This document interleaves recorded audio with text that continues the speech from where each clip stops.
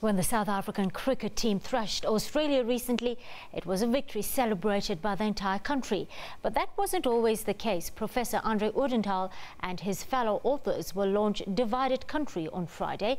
Now, this book tells the history of South African cricket between 1914 and 1950, when there were unbelievably 7 cricket South Africas split along racial and gender lines, each playing its own set of tournaments and leagues and selecting its own national teams.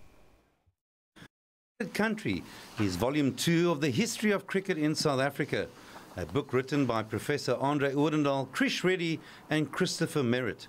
The first volume was a book called Cricket and Conquest, which covered the period from 1795 to 1914. The book documented colonialism at its worst, with Cecil John Rhodes at the helm, and how cricket in South Africa had been formed by colonialism, imperialism, racism, the superiority of the English, and then segregation through apartheid. Today we know that the South African team bats for all cricketers in South Africa, but it was not always so. In the 1950s, there were no less than 7 South Africas. There was a white male-only South Africa called SACA. There was a essentially coloured Muslim South Africa called SACCB, which later became, they were forced to become the Malay Cricket Board. There was the South African Coloured Cricket Association, formed in 1926. There was the South African Indian Cricket Union, the South African Bantu Cricket Union, which in the 60s became the African Cricket Union. There was the South African Rhodesia Women's Cricket Association for white women only. And finally, there was a kind of inter-race South Africa called the South African Cricket Board of Control, SACBOC.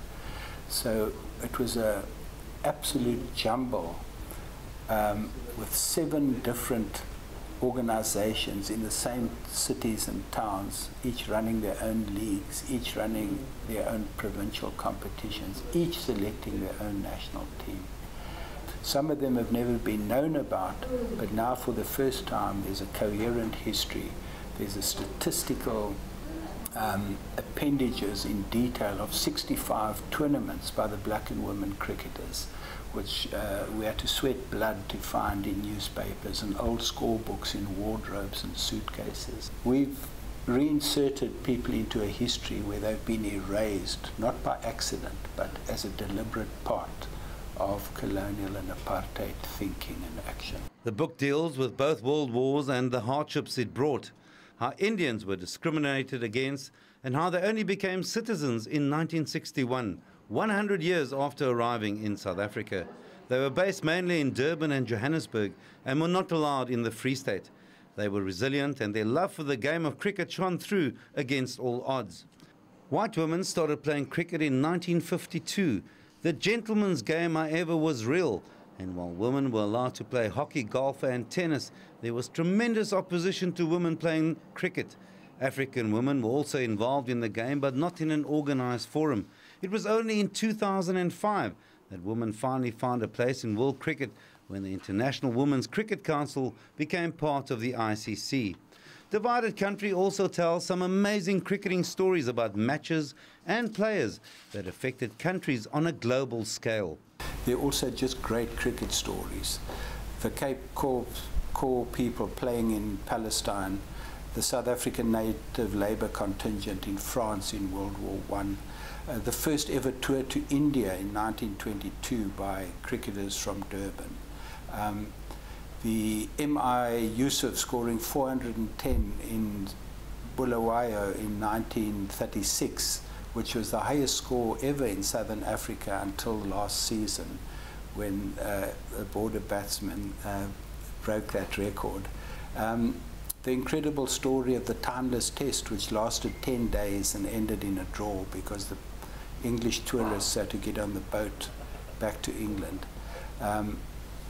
Women's cricket, there was Sheila Neft, who was a brilliant leg spinner and batsman. She scored a century and took a hat-trick in one tournament and became the first captain of a South African women's test team.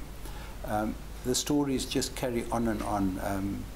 Amazing players like Frank Gogo in Johannesburg, Ben Malamba, who was a double springbuck, as the Sackbok people called him in that time, rugby and cricket, married to a beautiful woman who was a tennis player and jazz personality, I think. And then, of course, Basil D'Oliveira, who became internationally famous, had played 16 years of first-class or representative cricket in South Africa before he went to England at the age of over 30. The Norse brothers, the Norse father and son, Dave and Dudley, played for South Africa for over a period of 51 seasons. And Dave Norse scored a double century at the age of 55. All these are sort of are stories that we work into a very kind of, hopefully, a deep history of cricket in South Africa. We live in a country where we've just given the Aussies an amazing thrashing in cricket, and you can't understand where Kagiso Rabada, Themba Bavuma, Hashim Amla, Vernon Philander, #1 bowler in the world, A.B. de Villiers, a batting genius, and them come from, if you haven't known that background. Divided Country is a book that bowls out the existing history in South African cricket. It helps to decolonize the game and creates a past that will never be the same again. It will hopefully help change mentalities and attitudes and the ownership of cricket in South Africa today, a game to be cherished by all South Africans. Craig Murray, SABC News, Cape Town.